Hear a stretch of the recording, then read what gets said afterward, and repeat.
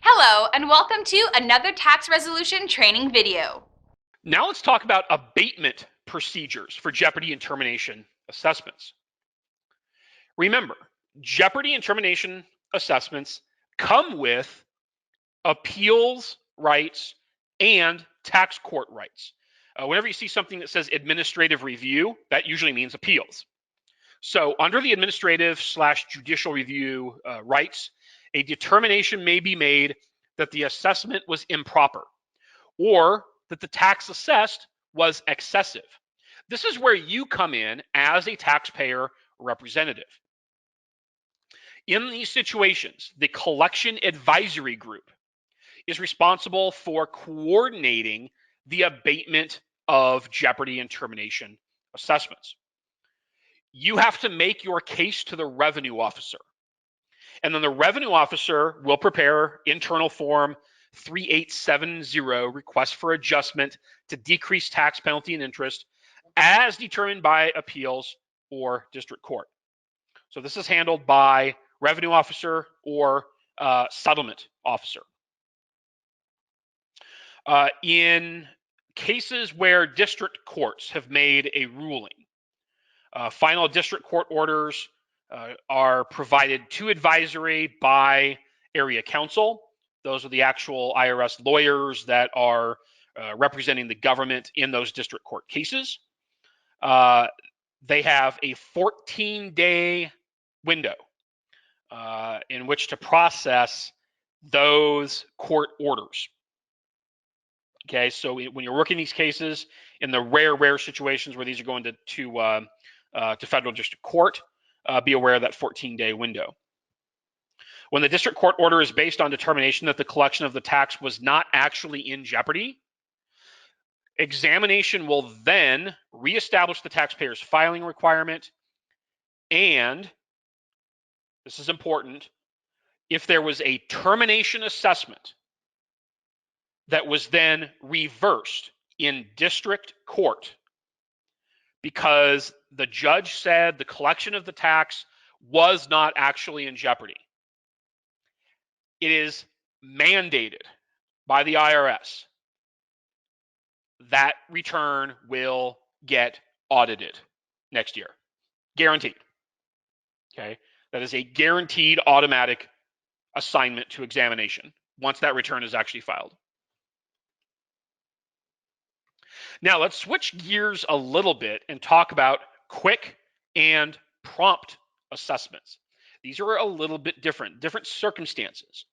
Remember, a quick assessment is when the tax is not at risk. The collection is not at risk, but the ACED is within 90 days of expiring, and there are limitations on this situation.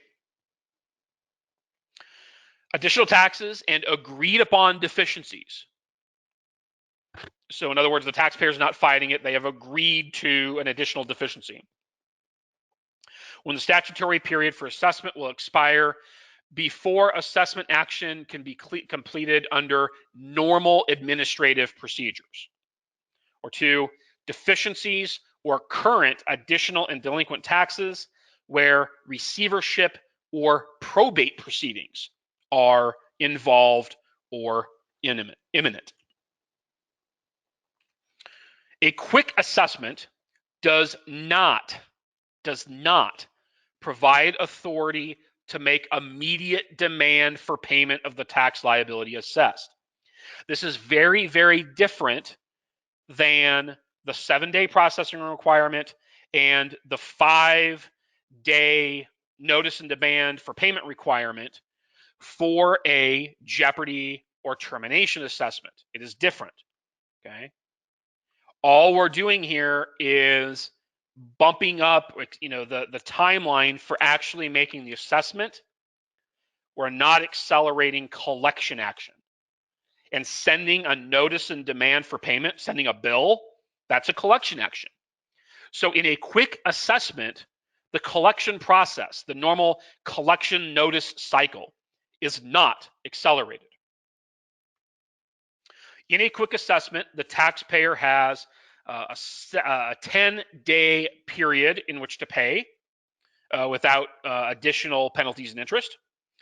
And the normal notice cycle, if you've attended my notice cycle class, the normal 30-day notice of intent to levy, meaning the normal CP 504 process, and the normal LT11 or letter 1058 process that includes the notice of a right to an appeals hearing under IRC 6330, those normal processes still happen. So all this section of the IRM says is that in a quick assessment, the normal notice cycle happens. If the taxpayer is in receivership or there's a probate proceeding going on, obviously the IRS will file a proof of claim immediately. And there is no changes made to IMF or BMF entity information here. To eliminate unpostable conditions, a IRS employee is supposed to do their own research of internal documentation. Okay, they have to look at transcripts and determine if the liability as a module, liability is established in the master file, either IMF or BMF. Make sure that the name and taxpayer ID number agree, meaning their own procedures say, hey, double check, make sure that we're making an assessment against the right person or business. They have to double check and make sure that this assessment is not a duplicate. They got to make sure that there are no freeze codes. For example, a service member serving in a combat zone, there will be a C freeze on the account. Okay, there shouldn't be any of these quick assessments there. They have to make sure that the taxpayer is not in bankruptcy, because what is a quick assessment? It is a collection action, and there is a automatic stay of collections activity against a bankrupt person or business. So the IRS is not allowed to violate that stay. Prompt assessments are also a little bit different even than quick assessments. A prompt assessment is a manually processed assessment of a return that already exists, okay, compared to a jeopardy or termination assessment where there's not a lot of times there's not a tax return. So a prompt assessment, there is a tax return, but it's going to take us months to process it. So we need to process it. We need to make the assessment now, even without really reviewing the return. Okay, when there is collection probably at risk, and the intention is to proceed with collection action immediately following the 10-day notice and demand period. A prompt assessment of employment, excise, and partnership tax returns prepared and signed under the substitute for return provisions may be requested, okay? And these are the appropriate letters to be sent to the taxpayer. In a prompt assessment recommendation, the revenue officer or other IRS employee has to do some checking, okay, just like with a quick assessment. They have to determine if the taxpayer is in bankruptcy. And if they are, they got to contact the insolvency unit. If the taxpayer is taking actions to move assets beyond the reach of levy or seizure action by the government, a collection action may be pursued, although the 10-day notice and demand period and the 30-day notice of intent to levy period has not expired, okay? This is called a jeopardy levy without a jeopardy assessment. And we will cover that in a future class. We'll probably have an entire class covering 5.11 talking about jeopardy levies. For an operating business, IRM says do not do a prompt assessment where the proposed plan of action is to enter an installment agreement. It makes no sense to start going after somebody when they're about to enter an IA, okay? The normal assessment procedures can be followed. The IRS employee will establish and document in the case history a plan of action for ultimate resolution of the balance due. A prompt assessment will not be recommended in any of the following cases. Taxpayer will be granted or already has an existing installment agreement. So, for example, the case that I did yesterday, I turned a case in less than 24 hours from first meeting and took care of it yesterday morning before I did a webinar. The taxpayer was able to include their 2018 liability into the installment agreement that I set up for them over the phone, even though that tax return has not been filed. Okay? But that was not a prompt assessment. And there won't be a prompt assessment. Even though the IRS, the ACS person could have said, oh, well, maybe this is in jeopardy. Collection of the 2018 liability might be in jeopardy. No, there cannot be a prompt assessment there because I was negotiating an installment agreement. And all I did was gave them an estimate of the 2018 because the return has actually already been, it hasn't been filed, but it's been penned out on paper, and just tacked it on, okay? So it would have been improper for the IRS to issue a prompt assessment in that situation because I was making the effort to get the installment agreement. If an assessment will be ultimately reported as non-collectible, then no prompt assessment should be made. If there are no assets that the IRS could squeeze money out of, there should not be a prompt assessment. Believe it or not, even if the taxpayer is pyramiding their liabilities, they are growing their tax debt, but there's no enforcement action pending, there should not be a prompt assessment. It would be an improper use of this tool, okay? Which is kind of an interesting one. So if you have a client, and I know we're short on time, but if you have a client that is new to you and they have a history of pyramiding liabilities, but their case is kind of sliding under the radar,